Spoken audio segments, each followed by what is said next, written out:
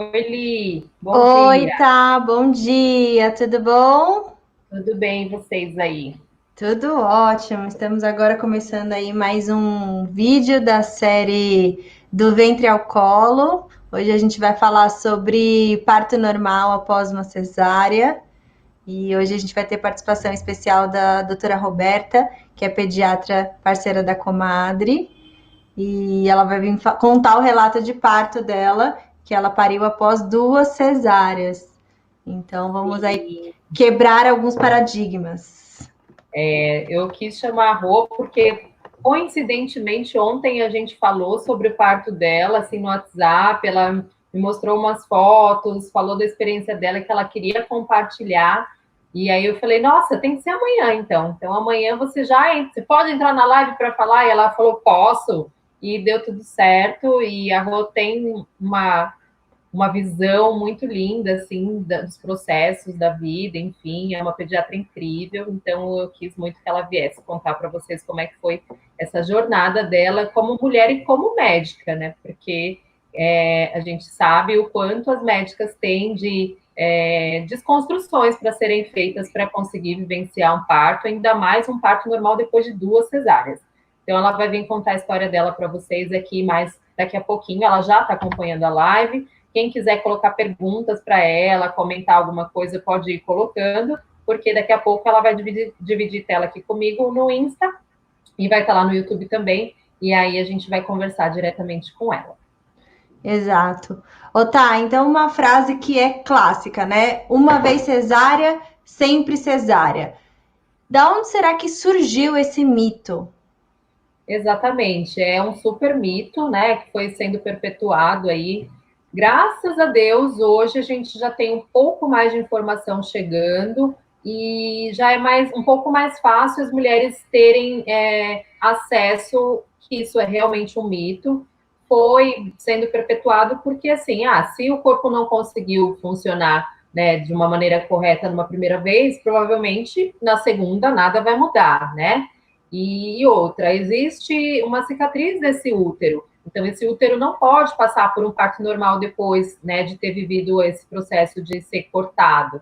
E foi daí que surgiu o mito de que a cesárea é muito arriscado, que o parto normal é muito arriscado após a cesárea.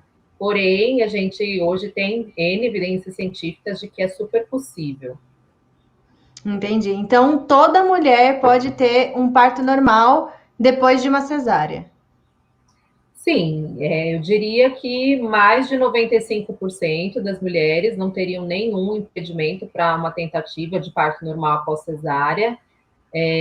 A gente tem algumas condições específicas, por exemplo, que inviabilizariam, quase não sai, a tentativa do parto normal. Uma delas, por exemplo, seria uma rotura uterina em tentativa de parto normal anterior. Então, por exemplo, essa mulher tem uma cesárea anterior, aí ela teve um segundo filho que ela tentou ter um parto normal e teve uma rotura uterina e foi para uma cesárea de emergência, por exemplo, porque esse útero teve uma iminência de romper. Ela não tem indicação de tentar novamente ter um parto normal. E mulheres que tiveram cesáreas feitas na vertical, né? Porque a cesárea, a incisão, ela é feita na horizontal, né? Aquela incisão que é feita ali na linha do biquíni, no útero ela é feita da mesma maneira, no mesmo sentido. Em algumas situações de emergência extrema ou partos muito prematuros, algumas vezes os médicos optam por fazer a cesárea na vertical. E isso é uma coisa que aumenta bastante a chance de rotura uterina. E normalmente é contraindicado a tentativa de um parto normal com incisão vertical no útero. Tá. E fazer uma outra cesárea, ela pode ser considerada mais segura ou não tem nada a ver? Nesses casos ou em qualquer caso? Em qualquer caso. Em qualquer caso, não. Uma cesárea, uma segunda cesárea, ela vai acarretar mais riscos do que uma tentativa de parto normal pós-cesárea. Hoje a recomendação é realmente prova de trabalho de parto para as mulheres que têm cesárea anterior. O que é a prova de trabalho de parto? entrar em trabalho de parto e saber como é que o corpo dela vai lidar, como é que o bebê vai lidar, e a taxa de sucesso é alta, né? Com uma cesárea anterior, a gente tem uma taxa de sucesso de 80%, 90% de chance dessa mulher conseguir um parto normal. E com 2 cesáreas anteriores, que é uma coisa que é totalmente fora da casinha, quando a gente conversa com profissionais de saúde por aí, inclusive tem hospitais que proíbem parto normal após 2 cesáreas. O próprio Ministério da Saúde do Brasil tem uma recomendação na... Tá, desculpa só te interromper, mas arruma sua câmera do Instagram que o pessoal já tá falando aqui para você centralizar, porque tá bem tá só no seu nariz para baixo.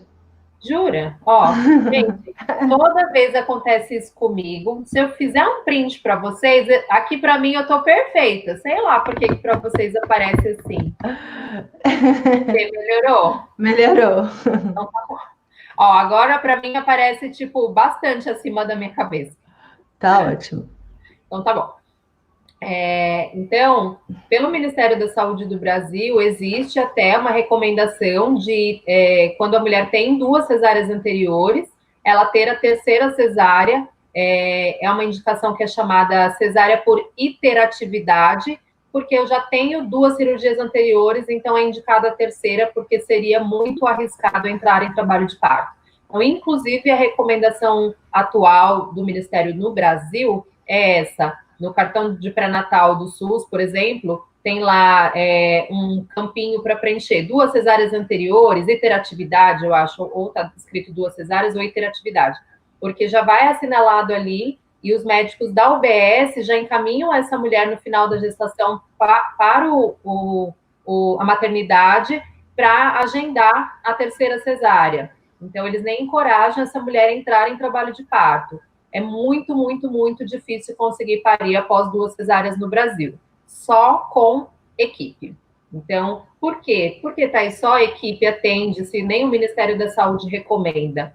Porque as equipes, elas não consideram só o que se tem no Brasil de evidência científica, né? A gente considera colégios internacionais, colégio americano, britânico. Então, a gente vai vendo as recomendações mundiais com relação às boas práticas no parto. E as recomendações mundiais não contraindicam o parto normal após 2 cesáreas. Todas elas dizem a taxa de sucesso diminui, mas chega a 70%. Então, para aquela mulher com uma cesárea anterior, que é 80% até 90%, com 2 cesáreas chega a 70%. Então, mesmo assim, ela tem uma grande chance de conseguir um parto normal. E as taxas de complicações aumentam, claro, porém, ainda assim, não são taxas altas. O risco, ele triplica, vamos dizer assim, de uma cesárea anterior para 2 cesáreas anteriores. Mas a gente vai falar mais adiante de qual é esse risco, e aí vocês vão entender que é um risco pequeno. Então, hoje, para se conseguir parir no Brasil com 2 cesáreas anteriores, só se você chegar no hospital com a cabeça do bebê para fora, porque enquanto ela está para dentro, você vai ser levada para o centro obstétrico, para o centro cirúrgico e vai ser operada, ou se você tiver uma equipe te acompanhando para conseguir parir. Porque pela recomendação seguida pelos médicos, pelo Ministério, tanto no SUS quanto na rede privada, é terceira cesárea. Entendi. E depois de quanto tempo da cesárea que é possível ter um parto normal? O recomendado, o intervalo interpartal recomendado é de 2 anos, né? Seria um intervalo considerado mais seguro para uma tentativa de parto normal após cesárea. Porém, muitas mulheres engravidam em intervalos menores e a gente não exclui essa possibilidade. A gente conversa novamente, né, sobre os riscos e essa mulher vai passar pela prova de trabalho de parto. Entendi. E esse parto, o parto normal após a cesárea, ele pode ser um parto domiciliar? Pode. Pode. Fora do Brasil, a gente tem recomendações em alguns lugares de não realização de parto domiciliar VBAC, né? VBAC, para quem não se familiarizou ainda com a sigla, é Vaginal Birth After Cesárea. Então, é um parto normal pós cesárea, e aí vai entrando os numerinhos, né? Então, after two cesáreas, three cesáreas. E lá fora do Brasil, se recomenda que as mulheres que têm cesárea anterior tenham partos hospitalares. Aqui no Brasil, como a gente ainda não tem um protocolo para atendimento de parto domiciliar unificado, que todas as equipes de parto domiciliar sigam, isso é individualizado. Tem equipes que não se sentem seguras, não atendem. Tem equipes que já atenderam até de 3 cesáreas anteriores, e aí mantém esse atendimento. Então, depende muito dos acordos individuais entre equipe e casal. Tá. E se chegar em 40 semanas e precisar induzir o parto, pode fazer o normal? Pode, depende, né, do tipo de indução utilizada. Então, a única restrição realmente absoluta que a gente tem, que é consenso internacional, é o uso do misoprostol, que é o comprimido de prostaglandina, que faz preparo do colo uterino para começar o trabalho de parto. Porém, a ocitocina em si, ela não tem uma contraindicação absoluta. Ela aumenta a chance da ruptura uterina, sim, porque são contrações mais fortes, né? São contrações artificiais, vamos dizer assim, porém não é contraindicado absolutamente. A gente vai individualizar o cuidado novamente. No geral, a gente, quando precisa de induções, né, com cesárea anterior, a gente começa com as induções naturais, com exercícios, com homeopatia, com acupuntura, e se essas induções não são suficientes, a gente vai para as induções mecânicas, que é a passagem do balão no colo do útero, que é uma sonda que a gente passa no colo do útero, e essa sonda vai começar um trabalho de preparo do colo do útero. Se essa sonda não é suficiente, aí sim a mulher interna e começa o uso do óleo de rícino, é uma das coisas que a gente também usa aí nesses métodos naturais. E aí, se tudo isso não foi suficiente para essa mulher entrar em trabalho de parto, ela vai para a indução com ocitocina, que é o hormônio que é colocado no soro, e aí vai induzir a ter contrações uterinas. Claro que a gente vai colocar a menor dose possível, vai tentar dosar para que realmente seja só um cheirinho de ocitocina para que o corpo dela faça a maior parte do processo sozinho, e a gente vai ter uma observação bem criteriosa da evolução desse trabalho de parto, e qualquer iminência, né, de ruptura uterina, porque a ruptura uterina tem alguns sinais, a gente vai indicar cesárea. Entendi. E se a mulher tiver mais que uma cesárea, ainda assim o parto normal ele é melhor? Sim, ainda assim, uma terceira cesárea é mais arriscada do que uma tentativa de parto normal, a prova de trabalho de parto. Como eu falei, a gente no Brasil ainda tem bastante essa restrição, mas fora do Brasil é a escolha dos casais. Nós, da Comadre, atendemos, a maioria das equipes humanizadas atendem 2, 3 cesáreas anteriores, e é possível, sim, desde que o casal pactue com a gente, né, quais são os riscos, as particularidades, e a chance de sucesso é grande, né, em torno de 70%. E quais são os riscos?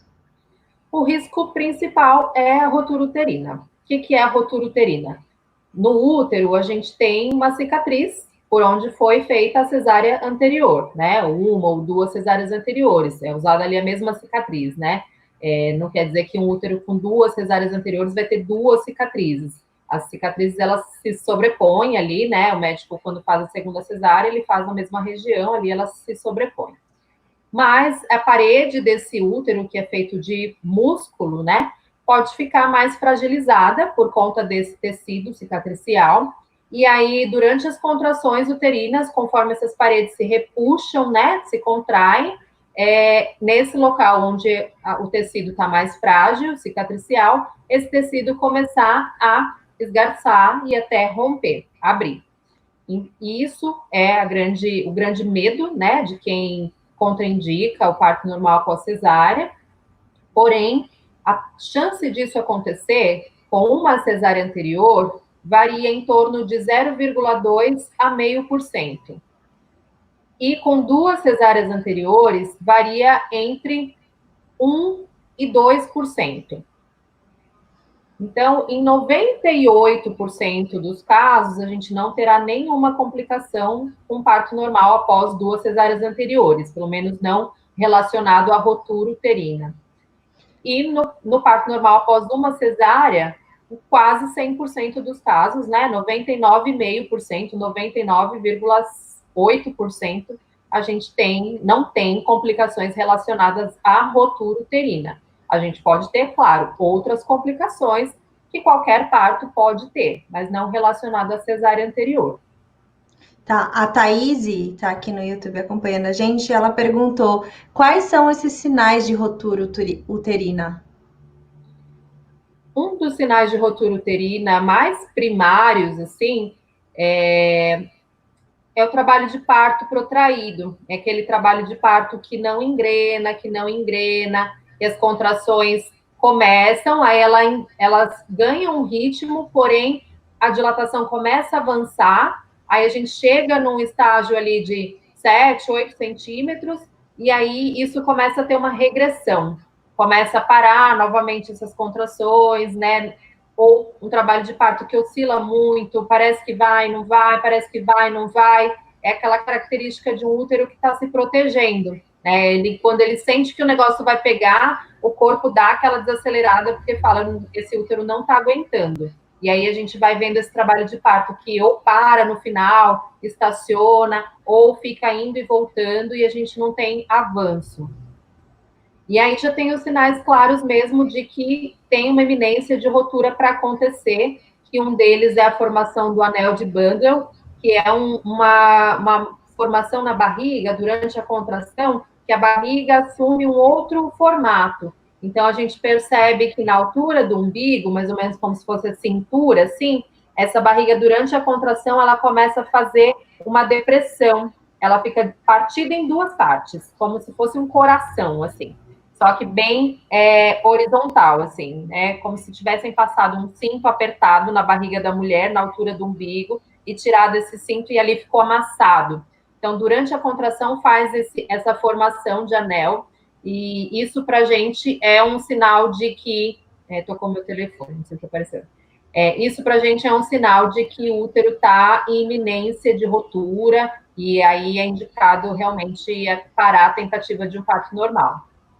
Algumas mulheres, quando tem a rotura mesmo, porque nem sempre ela dá sinais, na maioria das vezes a gente tem sinais, mas nem sempre ela dá sinais. E aí, quando acontece a rotura de verdade, a maioria das mulheres apresenta desaceleração de batimento cardíaco do bebê, porque a rotura, ela é uma condição grave. Ela é uma condição grave para o bebê e para a mãe. Então, quando ela acontece, ela realmente pode ser catastrófica, ela pode levar o bebê à morte. Então, a gente precisa de uma ação muito rápida quando acontece uma ruptura. E se ela acontecer sem dar muitos sinais antes, o que a gente vai perceber, em primeira instância, é desaceleração de batimento cardíaco do bebê, porque diminui a oxigenação para o bebê, porque o útero está rompido, e aí todas as artérias, né, tudo que corre ali para levar essa oxigenação para o bebê, vão ter interrupção de fluxo, e aí esse bebê vai começar a sentir. E a gente vai ter uma desaceleração bem importante desse coração do bebê e precisa realmente ser bastante ágil a retirada do bebê. Entendi. E se ela tiver num parto domiciliar, existe tempo, algo que vocês conseguem perceber e tem tempo de transferência sem correr risco para a mãe e para o bebê? Uma transferência, por isso que a gente fala tanto dos planos B e C, né, do parto domiciliar. A gente precisa ter esse hospital a 15 minutos de distância para transferir essa mulher agilmente, né, até esse local, que ela seja atendida prontamente. Eu nunca tive rotura uterina, na minha experiência enquanto parteira, a nossa equipe da Comadre nunca teve, porém, eu já tive amigas parteiras que tiveram, transferiram a mulher para um hospital privado, porém era um hospital que essa mulher não tinha um backup seguro, então ela foi atendida pelo plantão, e mesmo as parteiras chegando com esse histórico, olha, tem uma desaceleração de batimento e tal, uma cesárea anterior, o hospital não diagnosticou como rotura uterina, seguiu na tentativa de um parto normal, e esse bebê foi a óbito. Nossa. Então, depende também de como essa mulher será recebida nesse serviço. Muitas vezes a equipe sabe diagnosticar, consegue transferir em tempo hábil, mas na recepção dessa mulher, a conduta é do hospital, né? Principalmente quando não se tem uma equipe de backup, não é a sua médica que está lá para te recepcionar. Então, na conduta desse hospital, às vezes o que as parteiras falam é um pouco negligenciado, falar, não, não é nada disso. E a mulher pode ser realmente prejudicada nesse contexto de não ser ouvido o que a equipe está trazendo de feedbacks, né? Entendi. E a Bruna aqui no YouTube também perguntou: existe risco de rotura uterina em primeiro parto sem cesárea anterior? É praticamente o mesmo risco de uma cesárea anterior, esse de 0,2%. Entendi, tá. Aí aqui no Instagram, a Sica perguntou: quais as possibilidades de uma laceração num parto normal após cesárea? A mesma de uma mulher que nunca pariu, ou que já teve parto normal anterior. A cesárea anterior não aumenta a chance de laceração, nem diminui, né? Porque tem a ver com musculatura perineal, força perineal, elasticidade do períneo, independente da mulher ter tido parto normal anterior ou cesárea anterior, depende do quanto o períneo dela está preparado para o parto. Ter cesárea anterior não modifica. Tá. Aí aqui a Mi, eu não sei exatamente, mas é Mi underline Mix. Ela comentou: lindezas, 23 dias do meu sonhado VBAC2, graças à equipe da comadre. É a Mi da Maia. Vamos ver se tem mais alguma pergunta aqui. Alguém fez uma pergunta. Cadê? Deixa eu achar.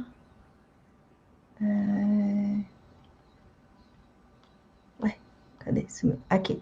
Se houver ruptura uterina no parto domiciliar, qual é o tempo máximo para essa parturiente precisa chegar no hospital? Ah, a gente já falou, né?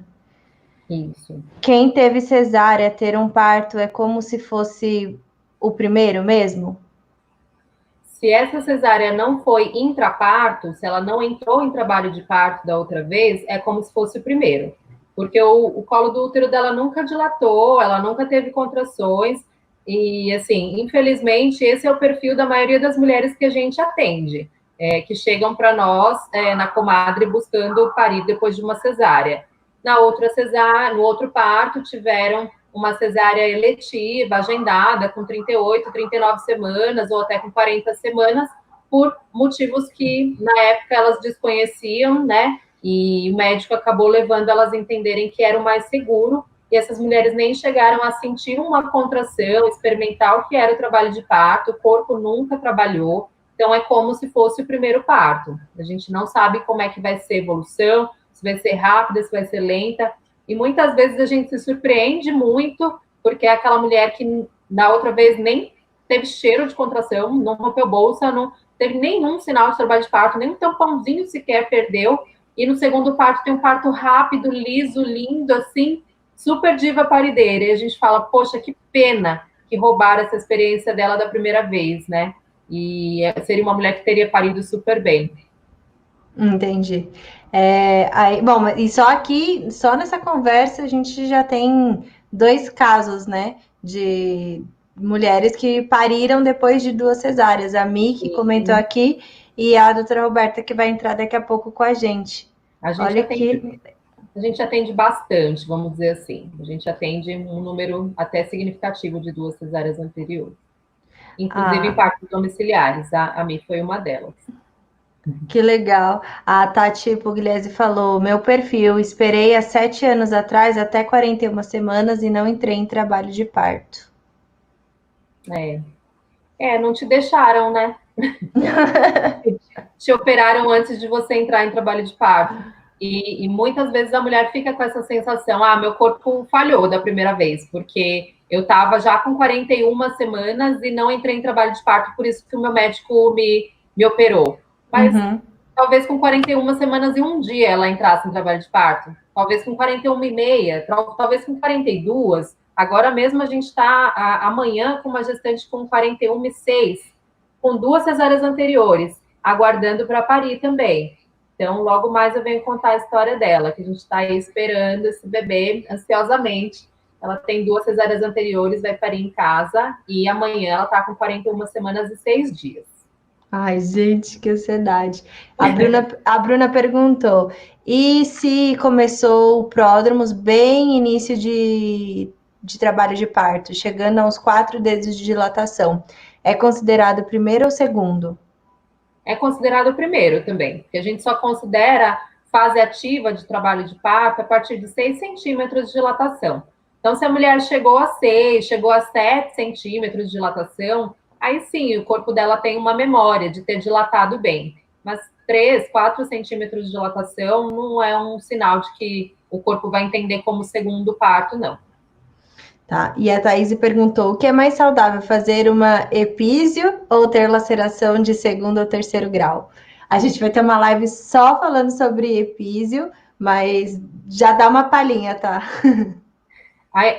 A epísio, ela nunca vai ser considerada mais saudável porque a gente não consegue prever, né? Como é que a gente vai prever? Se eu pudesse prever, se tivesse uma bola de cristal, né, falasse assim, aqui vai lacerar terceiro grau. Claro que eu preferia fazer uma epísio, porque epísio é um segundo grau. A gente chega só à musculatura. Terceiro grau, a gente chega à esfíncter anal e quarto grau, a mucosa retal. Então, a gente está atingindo outras estruturas muito mais profundas e problemáticas. Mas eu nunca vou ter essa bola de cristal para saber. E aí eu vou cortar pensando se esse, na verdade, é o pensamento da obstetrícia até hoje. Os médicos cortam com medo de chegar ao terceiro e quarto grau. Porém, a incidência de terceiro e quarto grau é mínima. Né? Eu, em toda a minha trajetória, de todos os partos que eu acompanhei, 250 partos mais ou menos, eu acompanhei um terceiro grau até hoje, em 250 partos, sem realização de episiotomia. Então, imagina se eu tivesse cortado 250 mulheres para evitar um terceiro grau. Né? O quanto que eu tinha causado de mais danos para tantas mulheres, né? De recuperação, de lesões, de fraqueza de assoalho pélvico, tudo que o epísio traz, de infecções, para eu prevenir um terceiro grau, que foi super tranquila também a recuperação dela nesse terceiro grau.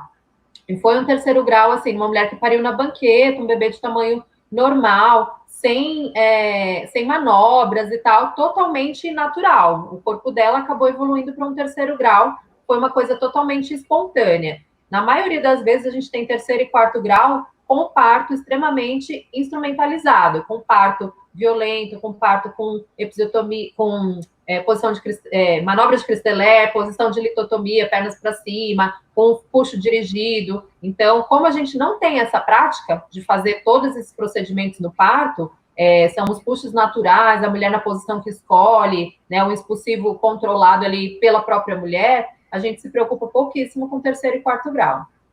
Entendi. A posição de estar na maca, mas estar sentada com o pé apoiado não sei como chama. Na perneira. Na perneira. É uma posição favorável ou não? É uma posição mais favorável do que a litotômica. A litotômica é a deitada com a perna para cima, né? Então, essa posição é a que mais lacera e é a mais utilizada em partos normais. Mas a semi-sentada só, com os pés apoiados, ela não lacera tanto. A minha cunhada, ela teve nessa posição, mas ela teve laceração, acho que foi de terceiro grau. Até eles tentaram fazer um ponto só ali com anestesia local, só que não parou a hemorragia, ela teve que ir para o centro cirúrgico, tomou hack, e aí teve que fazer, né, todo o procedimento, porque lacerou bastante, tadinha.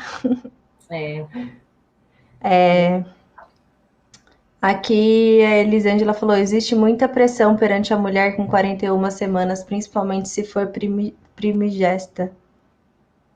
Existe. E a gente, quando não está bem informada, empoderada, a gente sucumbe à pressão mesmo, porque eu confio na equipe que está me atendendo. Se meu médico está dizendo que não é saudável e seguro esperar, por que eu vou ficar batendo nessa tecla de esperar? Só se eu realmente estiver muito empoderada e for buscar uma segunda opinião de uma equipe mais, né, humanizada, é que eu vou ter, talvez, esse olhar mais crítico e buscar uma mudança. Mas a maioria das vezes a mulher não tem tanta força para fazer isso nessa idade gestacional se ela não tivesse preparado antes para isso, né? Chegar lá nesse finalzinho e, de repente, falar, ah, não, vou trocar de médico, vou fugir, não quero mais. A gente já recebeu algumas com 40 semanas, que saíram do consultório, que o médico falou, não, ó, se não entrar em trabalho de parto até amanhã você interna às 9 horas da manhã. E aí elas saíram de lá e baixaram na comadre, me ajuda, não quero. Até agora ele falou para mim que ia ser parto normal, e agora ele veio com essa história de que eu tenho que entrar no trabalho de parto até amanhã. Mas nem sempre a mulher tem essa força, né? O companheiro, a família apoiam, e aí acaba sucumbindo ali ao que o médico fala. Mesmo porque eu já ouvi algumas amigas falando, né? Ah, mas aí eu falei pro médico, aí o médico perguntou, mas onde você viu isso? Ah, na internet. Ah, então você confia na internet, não confia em mim. Só que hoje em dia, o pesquisar na internet, ele é meio que depende do que é a internet, né? Porque se você joga no Google, aí tudo bem, realmente, o Google. Mas assim, hoje em dia, quantos profissionais não estão aí passando informação, né? A gente mesmo está aqui há quase 15 dias já fazendo live, passando muita informação. A gente tem certeza que a gente já ajudou bastante gente, já esclareceu bastante dúvidas. E de repente, se ela chegar no médico dela e falar alguma coisa, ele não levaria ela a sério, e aí isso já desestabiliza a mulher, né, a família em si. Exatamente. Hoje, na internet, a gente encontra, né, os sites super sem credibilidade, né, que falam coisas sem nenhuma sustentação científica, mas a gente também encontra manuais do Ministério da Saúde, tem o próprio site do Ministério, Instagram do Ministério da Saúde, tem os protocolos municipais, que você consegue encontrar PDFs assim muito facilmente, e para qualquer pessoa está disponível a informação para você ir lá e ler e entender se, né, aquilo que estamos dizendo é realmente verdade. Entendi. A Thaís perguntou, a partir de quantas semanas podemos dizer que é pós-padismo? Eu nem sei o que é pós-padismo. Pós-datismo. Datismo, isso, ela escreveu certo. Hoje, assim, sempre se acreditou que 37 semanas era um período que o bebê não era mais considerado prematuro, né? A partir de 37 semanas, até 42 semanas. E aí, esse bebê que passasse de 40 semanas, passou de 40 semanas, ele é considerado pós-termo, vamos dizer assim. Porque o termo é assim, bebê que está pronto, não é mais prematuro. 40 semanas ele é pós-termo. E então ele é considerado já um bebê mais de risco, porque ele já está após a data esperada para nascer. De acho que 3 anos para cá, essa recomendação mudou, até vindo novamente dos colégios internacionais. E aí o Colégio Americano de Obstetras e Ginecologistas começou a pensar no bebê como termo precoce e termo tardio, para ficar mais claro, porque as pessoas confundiam o bebê tá a termo, 37 semanas o bebê tá a termo. E aí iam lá e agendavam cesárea, né, com 37, porque tá a termo, não é mais prematuro. Então pode agendar a cesárea a partir de 37, que eu não vou estar tirando o bebê prematuro. E foi sendo estudado isso ao longo dos anos, que os bebês que nasciam entre 37 e 39, eles tinham muito mais complicações. Então, foi considerado um termo precoce entre 37 e 39 semanas. 39 semanas realmente termo. Então, a partir de 39, não seria um bebê prematuro para se retirar numa cesariana, vamos dizer assim. E a partir de 40 semanas, 40, 41 semanas, seria o termo tardio.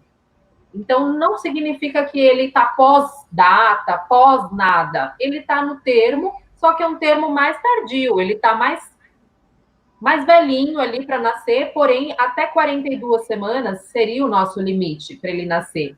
Então, a gente não precisa ficar pensando nesse pós qualquer coisa. O pós qualquer coisa é 42 semanas. Pós-data, geralmente o pessoal falava, pós-datismo é pós 40 semanas, porque data, o que é a data? A data provável do parto, que a data provável do parto é 40 semanas, né? Considerada provável. Então, tudo que é após 40 semanas é considerado pós-data. Mas essa terminologia para a gente hoje não faz muito sentido, porque a maioria dos bebês nasce pós-data, gente. Nasce após 40 semanas, na semana 40, entre 40 e 41. 40 semanas e 1 dia. Então, é muito raro a gente ter bebês hoje nascendo de 38 espontaneamente. A grande maioria vai chegar nas 40 ou vai estar ali bem beirando as 40. Então, a gente não fica muito ligado nesse pós-data. A gente considera o termo precoce e o termo tardio. E aí, o pós-termo seria após 42 semanas. Nossa, que aula, não sabia disso também. Bom, então, gente, eu vou deixar vocês aqui no Instagram para chamar a doutora Roberta. Eu continuo ali no YouTube, no Papo de Comadre, e ela entra aqui para contar esse depoimento dela, que eu estou curiosíssima para saber. E aí, então é isso. Espera aí que eu vou chamar a Rô aqui na nossa conversa. Deixa eu já colocar a Rô aqui. A Eli comentou aqui, Epísio nunca. A Eli é uma enfermeira obstetra que eu conheci lá no Hospital Santa Helena de São Bernardo, parteirona.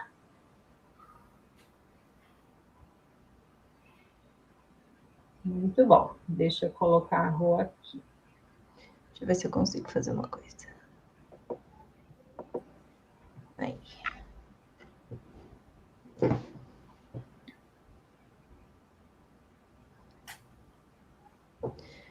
Oi, Rô! Vou estar entrando aqui no Insta também. Espera aí que ela já vai. Ela já está aqui no YouTube com a gente. Está conseguindo ouvir, Rô? Oi! Bem-vinda, Rô. Obrigada por você estar com a gente hoje para contar essa história linda. Obrigada pela oportunidade. É realmente um tema que eu gosto muito de falar, né? Tanto por ser um tema que ainda tem muito paradigma em cima, ele ainda tem toda uma questão, principalmente no meio médico. E esse meu terceiro parto foi um parto muito transformador para mim em vários âmbitos da minha vida, né? Tanto como mulher, como mãe, como pediatra. Então é algo que eu gosto bastante de compartilhar para justamente inspirar outras mulheres e mostrar que isso é possível. Muito bom, Rô. Conta um pouquinho das suas cesáreas anteriores. A gente queria saber quais foram as indicações, se você acabou entrando em trabalho de parto das outras vezes também. E aí, a experiência do parto da Terê. Tá. Então, meu primeiro filho, né, que tem 4 anos e meio, eu sempre quis um parto normal. Eu busquei uma equipe que costuma fazer bastante parto normal, mas eu tive uma gravidez bem complicada. Eu perdi minha mãe de uma forma bem rápida, né, de um diagnóstico de câncer, e aí ela faleceu quando eu estava com 8 semanas de gestação. E eu vivi uma gestação que eu estava totalmente fora ali daquele momento. Eu estava vivendo aquele luto e pensava, não, o parto vai acontecer, eu não preciso me preparar, tal. E a gravidez foi indo, acho que até pelo estado que eu estava, foi indo e chegou em 41 semanas, né? E aí, quando chegou em 41 semanas, a minha pressão, ela aumentou um pouquinho. E aí eu tive a indicação de induzir o trabalho de parto. Já essa equipe já partiu para uma indução farmacológica com misoprostol. Eu entrei, foi difícil entrar em trabalho de parto, precisou de uma dose alta. E aí eu entrei em trabalho de parto e foi um trabalho de parto, assim, comparado até com depois com o da Tereza, eu digo que foi muito mais sofrido, muito mais doloroso e muito menos amparado. Isso eu acho que é uma coisa muito importante de ser falada, né? A questão da interpretação da dor. Eu estava ali muito desamparada, talvez até pela situação de vida que eu estava, e eu não tinha uma doula. Então, hoje, para mim, eu diria que, assim, é um ponto muito importante, né? Do parto, mesmo para quem está tendo o primeiro parto, mas eu acho que principalmente para quem está tendo um parto, tentando um parto normal, né, depois de uma cesárea. E aí, nisso, esse parto não engrenava, o colo, na verdade, eu tinha muita contração perto uma da outra, entrei numa exaustão e acabei indo para uma cesárea, minha pressão aumentou, falei, não, cheguei no meu limite, vamos para uma cesárea. Aí, depois de um ano e 10, né, depois de um ano, eu engravidei da minha segunda filha, Isabel. E aí eu falei, não, o parto normal vai acontecer. Mantive com a mesma equipe que tinha uma postura que dizia, não, eu acho que se você entrar em trabalho de parto antes, a gente pode tentar, tal. E aí comecei a me preparar também um pouco melhor nessa gestação, fazia yoga. Mas eu também acho que tinha ali, mesmo no próprio meio médico, tinha muito a ver com o que eu tinha estudado, essa questão de que se tinha uma cesárea seria difícil ter um parto normal. Então, eu acho que eu também não me entreguei tanto. Eu falei, não, vamos ver o que vai dar, tal. E aí, nessa outra gestação, eu também passei de 40 semanas, né? Estava quase 41, e aí eu entrei em trabalho de parto. Mas aí eu não sei, isso é uma coisa até muito importante de ser compartilhada, né? Que a questão como a nossa mente também ali influencia o engrenado trabalho de parto, né? Que foi uma coisa que eu trabalhei muito no parto da Tereza, no meu terceiro parto. Que o parto, eu entrei em trabalho de parto, o parto começou, só que quando eu fui para o hospital, eu começava, eu já tenho uma cesárea, será que vai dar certo? É o mesmo hospital. E nisso parava totalmente, as contrações começaram a ficar espaçadas, e nisso o trabalho de parto começou a ficar muito prolongado, e aí eu já tinha uma cesárea anterior, um trabalho de parto que estava prolongado, e a equipe falou, não, acho que agora é o momento de ir para uma cesárea. Falei, não, tá ok. Fui, também não tinha uma doula, estava com uma equipe que também estava ali só com a obstetra, e muitas vezes eu fiquei tendo trabalho de parto com a equipe do hospital, que não dava tanta atenção. E aí, bom, tive a Isabel, nasceu super bem, e aí depois, quando ela estava com 8 meses, eu engravidei, né? E aí eu parti para a mesma equipe, já estava super assim, pensando, acho que realmente agora não vai dar certo. Essa equipe tinha uma visão, bom, se você chegar lá parindo, assim, tudo bem. Tudo bem. Só que eu parei para pensar, falei, não é assim. No primeiro parto eu fui até 41 semanas, no segundo também.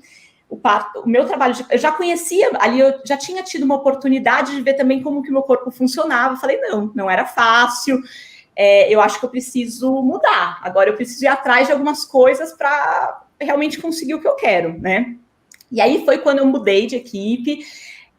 Eu já, na verdade, já conhecia, né, que foi com a equipe da Casa Moara que eu tive aula, né, com o Jorge Kuhn de lá, e a pediatra dos meus filhos também é de lá, e aí fui ter uma consulta com a Andréa Campos para saber um pouco melhor sobre tudo isso. E aí ela percebeu, na primeira consulta, como eu estava muito calcada nos riscos. Eu só perguntava para ela, mas me fala melhor os riscos, como que vai ser uma ruptura uterina, tal.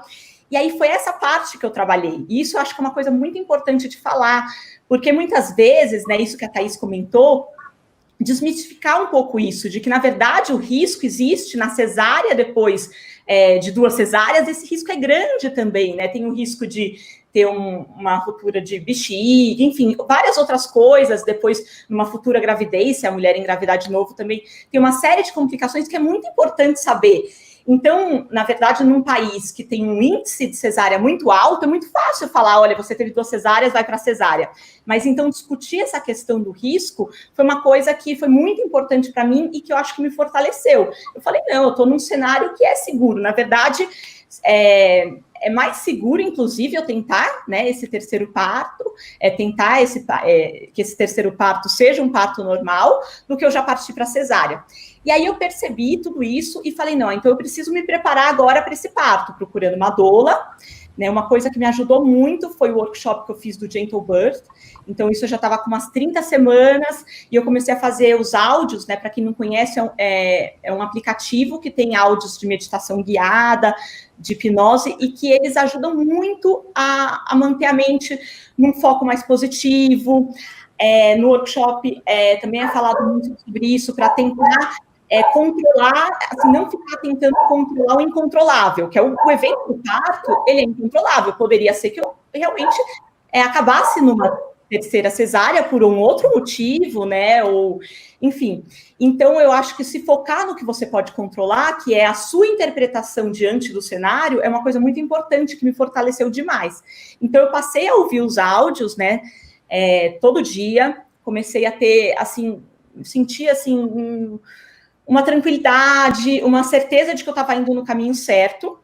E aí, né, como eu falei, a gente acha que eu já estava assim, com a total certeza que essa gravidez chegaria a 40, 41 semanas.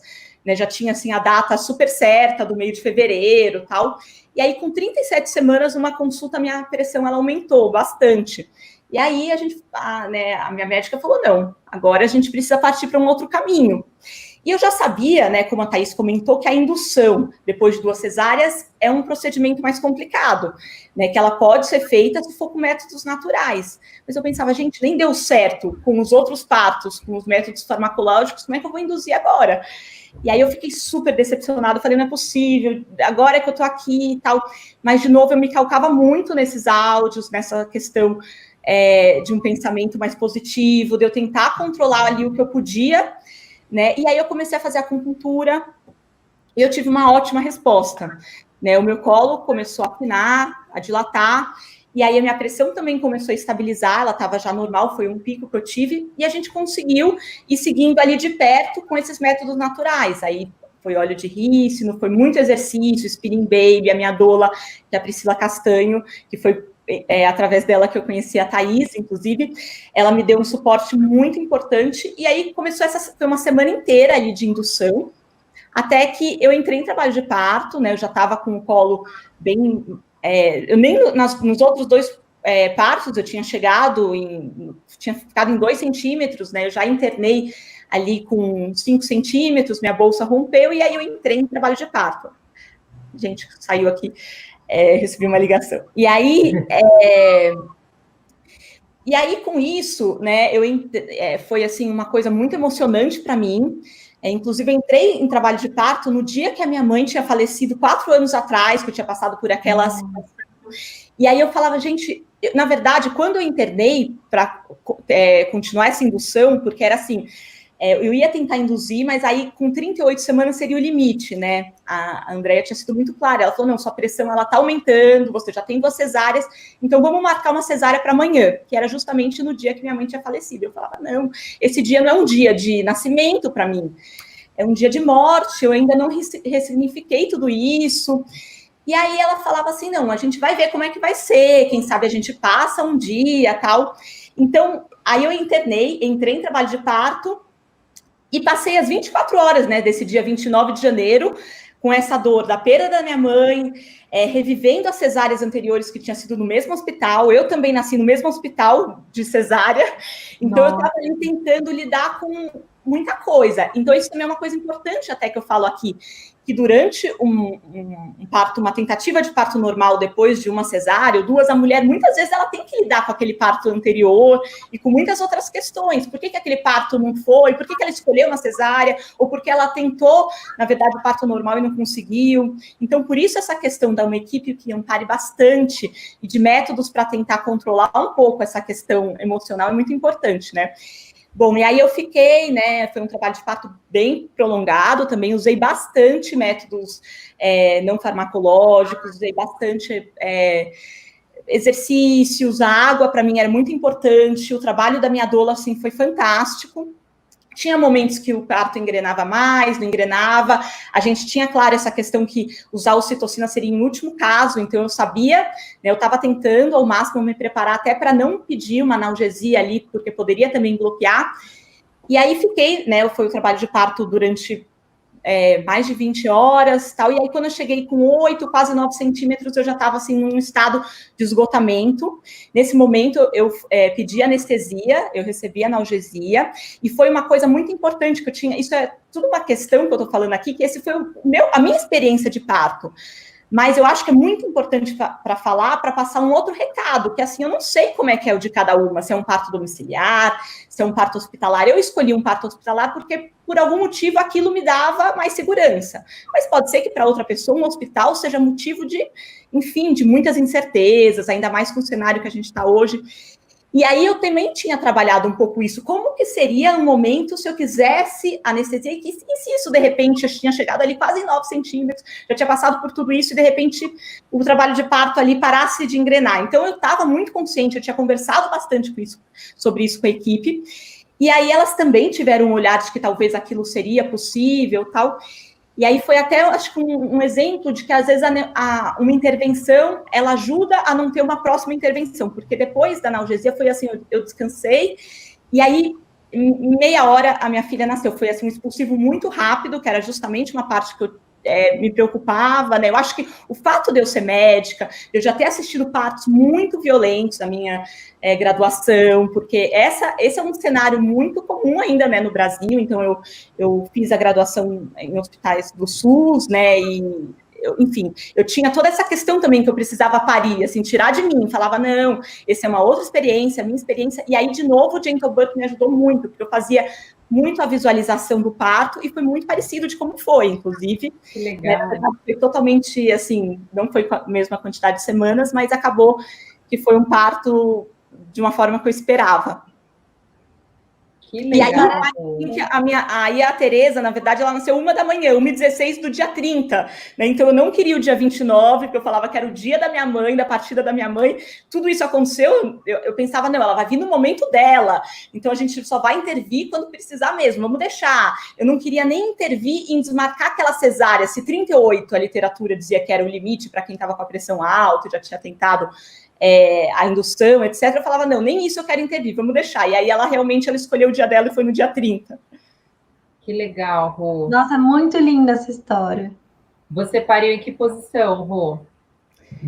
Foi sentada na banqueta, foi de cócoras. Na banqueta de cócoras, também. A minha doula me apoiando, a Priscila, e quem segurou a Tereza foi meu marido.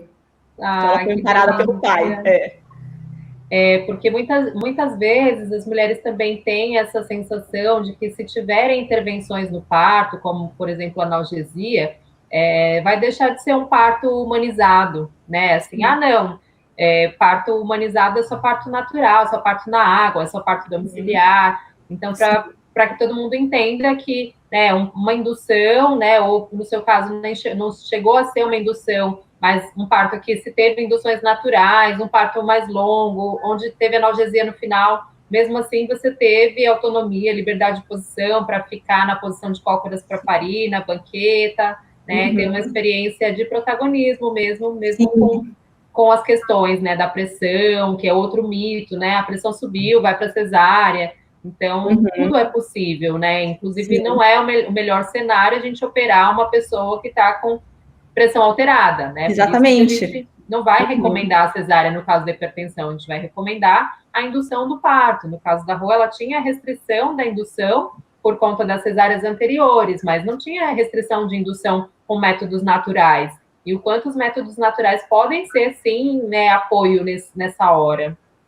Sim, isso mudou muito a minha visão até, né, da medicina. Hoje eu faço pós-graduação de medicina integrativa, justamente para tentar ali, eu acho muito importante tentar um caminho do meio com as coisas, né? Então, você vê, nos outros partos, eu já parti para o misoprostol e não consegui, né? O trabalho de parto não evoluiu bem. Com a acupuntura deu super certo, eu consegui, né? Na verdade, eu estava ali com 37 semanas só. Nas outras vezes, eu tinha chegado em 41, ou seja, foi muito poderosa, né, tudo aquilo, a acupuntura, outras coisas que eu usei também.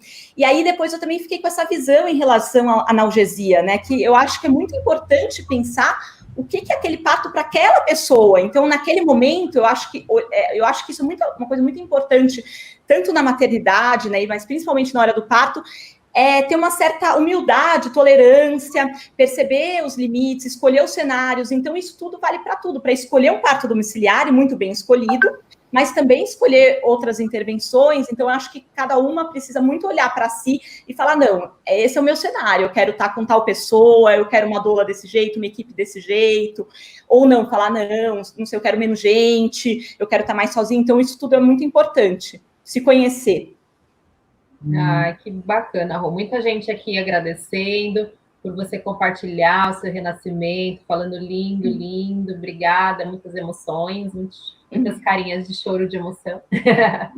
Quanto pesou a Terê, Rô? Ela nasceu com 3,215. 3,215, para um bebê de 38 semanas, é um tamanho ótimo, né? Foi. E você lacerou? Não tive laceração. Períneo íntegro, tá vendo? Para quem perguntou aí sobre dificuldades aí com laceração pós-cesárea anterior, períneo íntegro, né, com parto com analgesia, mas com respeito aí à escolha de posição de parto, que é tão importante. Sim. Fala mais do seu preparo aí mental. Você falou que você usou o aplicativo, né, do Gentle Birth. Quem quiser baixar aí, a gente recomenda bastante. Mas você me falou sobre algumas leituras também que você fez ao longo da gestação, que te ajudaram, te apoiaram. Me ajudou muito, né? Tanto leituras como também participar, por exemplo, como esse grupo. Então, ouvir outros relatos, vídeos, ouvir outras experiências, me ajudou bastante. E aí, das leituras, né? Esse aqui foi um livro que me ajudou bastante, que foi o Parto Natural após cesárea. Esse eu acho que especialmente para mim, porque é um livro mais técnico, assim, ele tem bastante dados, ele fala muito dessa questão de que, na verdade, o risco da ruptura uterina, ela acontece, na verdade, em qualquer parto, é um pouco maior, né, depois de uma cesárea, mas que existem, então ele coloca até em tabelas isso, quais são os outros riscos, né, que existe para a mãe também de fazer cesáreas de repetição, os riscos para o bebê, né, que a gente também aqui tem que levar, e eu como pediatra, foi uma coisa que me motivou muito para tentar mesmo o parto normal, porque sim, claro que a cesárea ela vem ajudar, mas sim melhor para o bebê nascer por via vaginal, né, e se for sem anestesia, melhor ainda. Então, assim, eu estava consciente das minhas escolhas, né, então toda a questão da microbiota, quando o bebê nasce, amamentação, edema depois, então, assim, tem uma série de questões, então eu achei que esse livro, ele é bom para dar segurança para aquela pessoa que é um pouco mais racional, no meu caso, eu acho que justamente por ser médica, pediatra ainda, que trabalhei já vi já nascimentos e tinha essa questão dos meus medos que precisavam ali ser amparados, eu acho que os dados científicos que me ajudam, né? Então, esse foi um deles. Esse foi um outro livro que eu gostei bastante, que é O Canto da Terra, que fala a experiência de 3 partos domiciliares. É um livro muito bonito, bastante lirismo, mas assim, você entra ali, você lê muito rápido, porque a narrativa da Cláudia é bem envolvente e ela conta sobre os partos dela. Então, foi um livro que me deu, apesar de que eu já sabia que o parto... O Insta encerra, mas eu vou voltar com a gente aqui. Peraí, Rô. O pessoal realmente ficou bem emocionado aqui. Acho que ficou. Parou aqui? O Insta ele encerra, aqui a gente não com para 1 hora. Aqui no YouTube a gente continua. Eu só vou chamar você de volta no Insta. Você pede permissão de novo para entrar aqui no Insta. Eu estou ao vivo de novo. Voltamos, que o Insta encerra a gente, né, com 1 hora, mas a Rô já vai voltar aqui para finalizar a fala dela. Peraí, gente. Ela está voltando. E aí, Rô, eu queria te perguntar 2 coisas além da questão dos livros também. Já que você entrou nessa questão do bebê, né, do quanto é importante para o bebê também passar pela experiência do parto normal, eu queria que você me dissesse se você sentiu essa diferença nos seus filhos, assim, na atividade mesmo do bebê, nos primeiros dias, nas dificuldades da amamentação, se você sentiu que isso trouxe benefício para a Tereza, né, em relação aos outros que nasceram de cesárea. E tinha outra coisa que eu ia perguntar, com relação à sua recuperação pós-parto também, que muita gente tem essa coisa de que a recuperação do parto normal vai ser melhor do que as cesáreas, e às vezes nem sempre é. Outro dia a gente até falou sobre isso também, o quanto você sentiu essa diferença. Você já pediu a permissão para entrar? Já, não sei. Acho que não, porque não está aparecendo aqui. Tá. Eu entro de novo? Sai e entra de novo. Você sai e entra, aí você vai ver a live rolando, aí você pede para participar. Tá. Deixa eu tentar aqui. Pronto. Aí eu entrei. Pronto.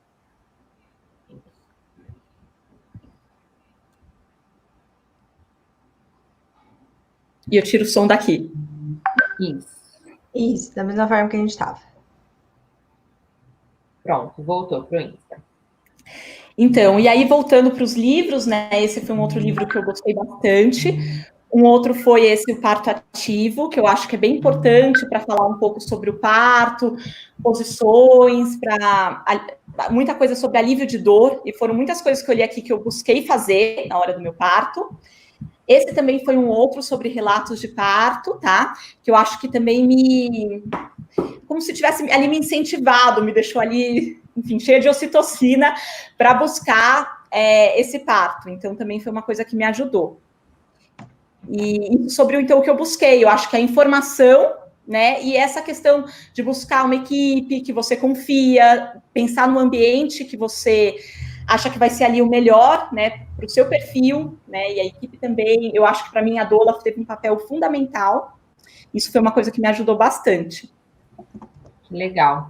Eu comentei aqui, enquanto a gente caiu um pouco, que eu queria saber da Rô, ela falou um pouco dessa questão das vantagens para o bebê, né, de nascer de parto normal, e aí eu perguntei para ela se ela conseguiu perceber alguma diferença, né, entre os dois primeiros que nasceram de cesárea e a Tereza que nasceu de parto normal, o quanto, de repente, a amamentação se favoreceu, enfim, qualquer outra questão de saúde da Tereza. E também sobre a recuperação dela, né, dos 3 partos, sobre como o corpo dela lidou com a amamentação, a descida do leite, se teve diferenças. Então, eu senti diferença. Eu tive muito problema com a minha primeira amamentação, tá? Então, isso foi uma diferença que eu senti bastante nesse parto, que, na verdade, eu estava num ambiente que não era numa sala cirúrgica, era no hospital, mas com um ambiente totalmente à minha escolha, com pouca luz. A Tereza ficou mais de 1 hora no meu colo, né? Ela nasceu, como eu falei, amparada pelo pai, foi pro meu colo, amamentou. É claro que também ali já era a 3ª amamentação, mas eu senti muita diferença na amamentação da Tereza, né? E eu acho que até o meu bem-estar ali, porque eu tinha conseguido aquele parto que eu queria muito, que eu estava tentando, já era a 3ª vez. Então, eu acho que, já juntando com a outra pergunta, a recuperação, sinceramente, eu não fiquei com uma recuperação difícil depois da cesárea, tanto é que não era isso que me fazia buscar um outro tipo de parto. Né, mesmo com a minha segunda filha, eu tinha um filho de 1 ano e 10 em casa, segurava ele no colo, enfim, estava tudo bem. Mas eu acho que a questão do parto, da forma que eu queria, respeitoso e muito uma questão assim, de uma conquista. E isso eu levei muito para a amamentação e eu acho que para a minha vida. Então, eu acho que essa foi a principal diferença. A Tereza, ela mamou, ela teve um bebê de peso muito bom, melhor do que os outros dois. A Isabel já tinha sido um pouco melhor. Mama até hoje, eu acho que essa questão da amamentação, eu percebi uma diferença, assim. Então, eu gosto de tocar nesse ponto, porque muitas mulheres usam esse argumento, assim, para tentar convencer uma amiga, por exemplo, de ter um parto normal depois de cesárea. Mas não, amiga, você vai ver como a recuperação do parto normal é melhor que a cesárea. Mas tem muitas mulheres que têm cesáreas ótimas, assim, né? Que ficam super bem depois da cesárea, que conseguem se movimentar, caminhar, pegar o filho mais velho. Então, eu acho que a gente não tem que ir por esse caminho. A gente tem que ir pelo caminho mesmo dos riscos envolvidos em passar por esse procedimento, por mais que depois você pareça inteira, né? Você tá, né, com um órgão cortado, né? Que vai ter repercussões, inclusive para as próximas gestações, seu futuro obstétrico está mais comprometido, né? Depois de você passar por uma cirurgia, por 2 cirurgias, e todas as questões envolvidas ali de riscos do momento da cesárea, dos riscos anestésicos, dos riscos hemorrágicos, tudo mais. E essa questão da transformação que passar pelo processo de parto com respeito, com informação, traz para a nossa vida, que é o que a Rô falou. Depois disso, eu passei a ter uma outra visão da medicina integrativa, estou me especializando nisso. A gente se torna, nós que somos profissionais de saúde, ainda que trabalhamos com mulheres, com bebês, né, nessa área, a gente transforma a nossa visão através das nossas experiências, né? O que a gente oferece para as famílias e para as mulheres depois da gente vivenciar o parto dessa maneira, né? Com essa visão tão de protagonismo mesmo, de escolha, a gente oferece um trabalho muito mais completo, muito mais humano, muito mais empático para as famílias que a gente atende. E não só para quem trabalha com parto. Eu acho que quem vivencia o parto nesse olhar, né, com esse respeito, leva a energia de força do parto, de transformação, para tudo na vida. Né? A gente consegue realmente mover mundos e fundos depois que a gente consegue parir dessa forma, com esse empoderamento. A gente muda de cidade, a gente muda de emprego, a gente problematiza muito mais as coisas, prioriza muito mais as coisas, se respeita mais. Eu acho que traz muito ganho para a mulher tentar viver essa experiência. Por mais que eu tive uma cesárea anterior, de repente eu tenho um pouco menos de chance de dar certo meu parto, tem um risco ali, um risco não, acho que eu não quero passar por tudo isso. Por mais que você passe por tudo isso, e assim como a Rô, na primeira cesárea, foi para a segunda cesárea, na segunda tentativa de novo, com certeza, a cada tentativa, ela cresceu como mulher nesses processos, ampliou o seu autoconhecimento, porque a cada vez que a gente tenta aprender, estudar, enfim, buscar esse processo de parir, a gente consegue se encontrar cada vez mais, visitar lugares internos da gente que a gente não havia visitado antes, e quando a gente realmente consegue, né, encontrar aquele caminho ali, falar, esse caminho aqui que eu ainda não tinha acessado, aí a gente consegue chegar mais perto do parto que a gente está buscando. E foi o que aconteceu com a Rô, né? No terceiro parto, ela encontrou um caminho que ela não tinha acessado ainda nos outros partos, e esse caminho fez ela descobrir, né, um renascimento mesmo. Não nasceu só a Tereza, nasceu outra mulher. Quando cada filho que nasce, nasce outra mãe também, e nasceu outra pediatra, com certeza. Um nascimento são muitos renascimentos. Muitos. Gente, obrigada, muito legal. Ó, o pessoal realmente aqui está muito emocionado. Realmente é um tema que eu gosto, como eu falei, foi uma transformação, então eu gosto muito de compartilhar, porque eu acho que é isso mesmo, vai muito além da recuperação ali do pós-parto, né? Não é isso. A gente tem que falar muito mais desses riscos que realmente existem, né, nas cesáreas de repetição, e falar também muito mais de algo muito mais profundo, do que significa aquele parto para aquela mulher, né? Então, acho que isso é muito importante de ser discutido. Tem alguém pedindo para... Estou te ouvindo. Tem alguém pedindo para colocar os nomes dos livros no post? Eu vou aproveitar, deixa e falar. A gente costuma colocar informações da live mais pontuais, a gente reforça lá no canal do Telegram, que a gente tem com as gestantes. É um canal do Telegram voltado para informação sobre gestação, parto e pós-parto. Então, quem quiser fazer parte desse canal, é só para receber informação, não é um grupo de bate-papo, vocês não vão ficar recebendo lá um monte de gente falando, é diferente. É só um canal onde chega a informação que eu mando lá todos os dias. Então, eu mando complemento da live de hoje, eu mando os livros que foram falados, algum relato de alguém que tenha postado também sobre parto normal pós-cesárea, e vou compartilhando também sobre o meu dia a dia, quando estou em parto. Hoje mesmo estava aqui comentando com a Liara, antes da gente entrar aqui, tem 2 bebês que estão aí para nascer por hoje, talvez, uma gestante com bolsa rota. Então, eu sempre vou compartilhando lá no canal do Telegram. Quem quiser acessar, o link está na bio do Insta da Comadre. Só entrar lá e aí vocês vão acompanhando. Assim que a gente sair, eu coloco os nomes dos livros lá também. Posso postar lá também o relato da Roberta, que ela me mandou um link também, que tem o relato completo do parto da Tereza. Se ela autorizar, eu posto lá. Pode sim. Legal. E quem entrar agora também consegue ver tudo que você já postou, todos os conteúdos passados que você já postou. É muito Isso, é diferente de grupo de WhatsApp que você entra lá e não vê nada que teve antes. Não, o canal vocês vão ver todas as publicações desde quando eu entrei, eu comecei, e vocês vão ter acesso a tudo isso lá. Muito legal. A Deia falou aqui no Instagram: meu primeiro parto foi cesárea e gostaria de tentar parto normal no próximo filho. Obrigada pela live.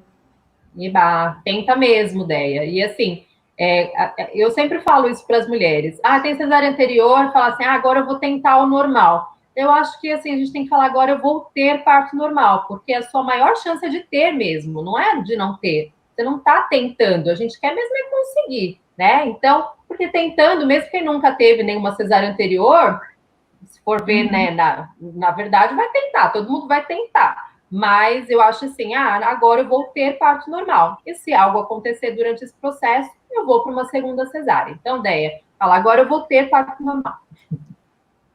Exatamente. Irmã. Pois é, Deia, ó. Vai na cola da sua irmã. Cola na Roberta que se passa de ano. A Beta, ela falou, eu perdi o começo, desculpa perguntar se já responderam depois de quanto tempo da cesárea pode se ter um parto normal. Beta, essa live ela vai ficar disponível 24 horas ainda aqui no Instagram. Ela não vai estar me ouvindo, tá? Então, porque eu não tô no Instagram. Vou falar. A Beta perguntou quanto tempo depois é indicado ter um parto normal depois de cesárea. É indicado... Não, foi a Beta. Oi? A Beta, né? Isso. É indicado o intervalo entre os partos de 2 anos, porém, com frequência, a gente acompanha mulheres que não têm esse 2 anos, e tudo bem também. A gente vai fazer a prova de trabalho de parto, aguardar esse trabalho de parto começar, acompanhar, e a gente não restringe um parto normal, mesmo que tenha menos de 2 anos. Tanto que da própria Roberta tinha 1 ano e 5, né, Rô? Isso. 1 ano e 5, e eram 2 cesáreas anteriores, nem era uma só. A Ká tá assistindo a gente, e aí ela comentou aqui, Beta no projeto Segundinho. A Beta teve uma cesárea com a gente, do Caetano, recente, e foi uma cesárea intraparto, de um parto domiciliar. Até contei a história aqui da Beta, que ela teve complicações da anestesia, e depois eu falei lá no grupo para eles, vocês não estavam assistindo a live, mas eu falei de vocês na live, hein? E aí eles foram assistir, mandaram até foto para mim, a gente falou que ia assistir, estamos assistindo. E foi muito legal, porque depois ela me mandou um áudio lá no grupo, dando feedback, que ela falou, eu não tinha ouvido a minha história ainda pela sua boca, né? Pela visão de vocês. E você descreveu exatamente o que eu estava sentindo ali na mesa de cesárea, porque ela teve complicações bem sérias com a hack durante a cesárea. Ela teve mais de 50 punções para conseguir, e foi bem, bem difícil. E ela falou, nossa, você descreveu exatamente o que eu estava sentindo, e eu não tinha noção de que vocês estavam tendo essa percepção do quanto foi difícil para mim vivenciar esse processo, esse momento. Mas a gente estava junto, a gente chora junto a cesárea quando ela é necessária, a gente honra muito, né, a presença da cesárea, enfim, ela é uma tecnologia necessária. Hoje a equipe tem 15% de cesáreas, né? Em 85% das vezes dá tudo certo, vai tudo bem, o parto normal é possível, acontece, é saudável. Em 15% tem a indicação da cesárea, e a gente honra muito que ela exista e salve vidas. Porém, a gente sabe que sempre a mudança dos planos é realmente dura, né? Frustrante para a maioria das mulheres, porque dá uma sensação de impotência mesmo, de frustração, pensar que tudo que eu desejei para esse parto não vai acontecer, né? Pelo menos não da maneira que eu pensei, e que a gente vai ter que se reinventar aí com essa nova história de parto. Algumas vezes tem muito das questões externas também. As pessoas são muito cruéis, e aí quando a gente se torna ativista do parto, a gente fala sobre parto normal, sobre parto domiciliar, a gente começa, quando é picado pelo bichinho da humanização, a gente vira pastor da humanização, né? Em todo lugar que senta, vem aqui, meu filho, escutar a palavra da humanização, do parto humanizado hoje. Só que aí as pessoas, elas começam também a meio que torcer contra, assim, né? Algumas pessoas que não são tão legais começam a pensar assim, vamos ver se ela vai conseguir mesmo. E aí, quando a mulher passa por uma cesárea nesse contexto, onde ela era muito ativista, onde ela bradou aos 4 ventos que ela queria um parto natural e ia conseguir, ia ter um parto domiciliar, muitas vezes a mulher se enxerga nesse lugar de apontamento. Agora vão olhar para mim e vão falar, tá vendo? Você não conseguiu. E é difícil estar nesse papel, né, de não ter conseguido, mesmo que não foi algo escolhido, não foi algo controlável.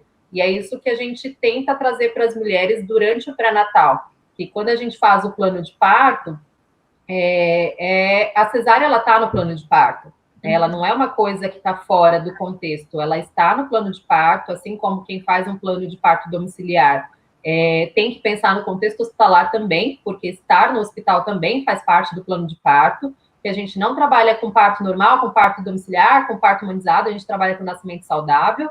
Então, o nascimento saudável vai ser o possível naquele momento, diante do que se apresentar. Portanto, todo mundo tem que tentar trabalhar a cabeça que existe um parto ideal e existe um parto real, que é aquela sua história que já está predestinada para você, que vai acontecer, mesmo que você tenha planejado algo diferente.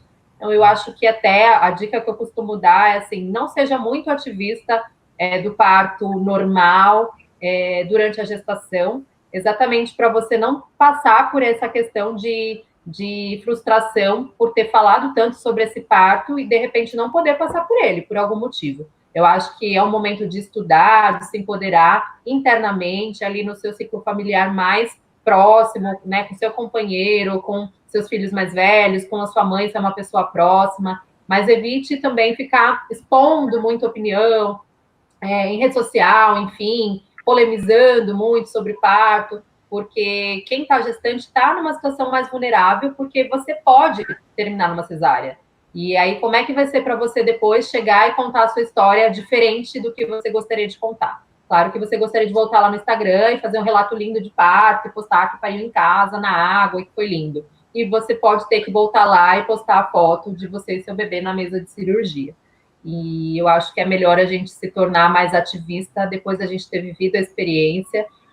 Acontece muito com amigas, até já aconteceu com várias amigas próximas, parteiras, de terem vivido experiências de parto que falaram assim, nossa, hoje eu entendo de outra forma a experiência do parto, eu entendo as mulheres que pedem analgesia, eu entendo até as mulheres que escolhem direto a cesárea, que não estão dispostas a passar por esse processo. Porque é um processo difícil, assim, é um processo desafiador, é um processo cansativo, que requer muito essa vontade, né? Esse querer de passar por isso. E aí, quando a mulher escolhe diferente, muitas vezes a gente fica numa posição de julgamento, né? Ai, nossa, ela não quer, ela quer uma cesárea letiva e tal. Aí, quando a gente vive na pele, a gente fala, tá, precisa de muito mais dentro, assim, né, de motivações para a gente realmente bancar, passar por esse parto, passar por todos esses processos, tudo que a gente tem que enfrentar para chegar no fim e conseguir parir. Então, são essas as minhas recomendações aí, se vale para quem está nessa busca, porque às vezes a gente se exalta, começa a falar muito sobre o que a gente quer e pode ser que os planos sejam diferentes no final. É isso, gente. A Má Carneiro, ela comentou aqui. Sou enfermeira obstetra, me preparei demais para o parto normal nas 2 gestações e tive 2 cesáreas, bem indicadas por sofrimento fetal. Fiquei frustrada, mas agradeci por ter minhas filhas saudáveis. A gente sempre tenta se apegar em algo, né, que deu certo. Fala, bom, apesar de tudo, isso deu certo. Tem um bebê saudável no colo, e isso às vezes também é um grande impeditivo para a gente viver o luto desse parto, desse não parto. As pessoas não te permitem chorar a sua cesárea. Por quê? Deu tudo certo, você e o bebê estão bem, saudáveis, né? Por que você está chorando? Imagina, parto normal ou cesárea, tanto faz. Foi o que foi melhor para você e para o bebê. Mas as mulheres, principalmente as que planejaram muito um parto normal, as que desejavam isso, elas têm um processo de luto também desse não parto. E eu falo, você precisa chorar a sua cesárea. Muitas vezes, na segunda gestação, a gente fala, você já chorou a sua cesárea? Você já acomodou no seu coração que você teve um parto roubado, né? Que não foi um parto, uma cesárea indicada, enfim, né? Ou quando foi uma cesárea indicada, mas tudo bem, foi indicado, era o mais saudável para esse bebê e para você no momento, mas você chorou essa cesárea, tudo bem que foi o mais indicado, mas não era o que você queria. E você tem todo o motivo, enfim, todo o direito de se sentir triste também com esse desfecho do parto, apesar de você e o bebê estarem bem. Não era o parto desejado, planejado, que você tanto sonhou, né? Então, que a gente possa separar essas duas coisas. Não é porque ficou tudo bem com o bebê, que a gente também está tudo bem com a cesárea. Às vezes leva um tempo para a gente fazer as pazes com a cesárea também e falar, não, tá, eu honro as minhas cesáreas, tá tudo certo, eu já chorei, já passei pelo meu processo de luto e agora, sim, eu vou em frente. Como foi para você, Rô, esse luto das suas cesáreas? Então, como eu falei, como foi também um momento bem difícil, porque eu tinha ali há 6 meses, né, estava vivendo o luto do falecimento da minha mãe. E aí eu acho que eu demorei para viver esse luto também, porque eu ficava, eu queria muito um parto normal, mas nossa, eu tô aqui com meu filho bem e tal. E isso que eu acho que foi difícil até pro meu segundo parto.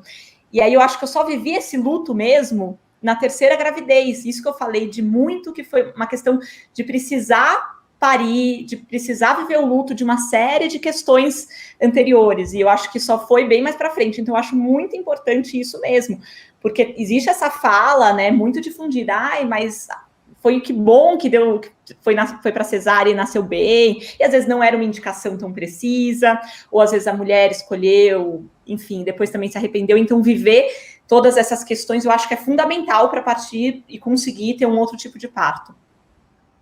Legal, Rô. Agradeço muito, Rô, muito obrigada por compartilhar sua história. Então, eu vou depois postar lá no canal do Telegram o link do relato da Rô também, que tem o relato completo para quem não acompanhou desde o começo a live. Então, acessem lá, o link está na bio da Comadre, e vou postar também os livros para quem quiser se informar lá, tá bom? Obrigada. Você vai voltar para o Insta, a gente encerra de vez? Não, pode encerrar. Pode encerrar. Então, tá bom. Obrigada, bom final de semana, obrigada, Li, obrigada. Amanhã a gente está de volta. Amanhã a gente vai falar de HOTS. A gente vai falar de um tema HOT amanhã, que é sexo na gravidez. E aí a gente entra amanhã 12:30, né, tá? Meio-dia, não é? No mesmo meio-dia? Meio-dia. A gente posta. A gente posta aí para vocês, mas amanhã vamos falar de sexo na gravidez. Quem tiver pergunta já vai elaborando aí para a gente conversar pessoalmente. Inclusive, beijo, a gente pode deixar uma caixinha beijo, de Roberta. Saber, né? Vou deixar a caixinha de perguntas aqui no Insta, então, para quem quiser deixar sua perguntinha, para eu já me preparar, porque vocês vêm com umas perguntas às vezes, né? E aí eu não sou sexóloga, né, gente? Eu vou tentar. Obrigada, Rô, por compartilhar sua história. Foi um prazer dividir esse momento aqui com você e ouvir essa história. Muito obrigada, meninas. Um beijão. Bom final de semana. Obrigada aí a quem acompanhou. Beijo, beijo, beijo. Tinha muita carinha aqui que eu conheço. Beta, Sara, uma galera toda que eu conheço. Eu fui vendo os nomezinhos aqui. Que estejam todos bem. E um beijão. Saudade de todo mundo. Beijo. Tchau, beijo a todos. Tchau, tchau. Obrigada.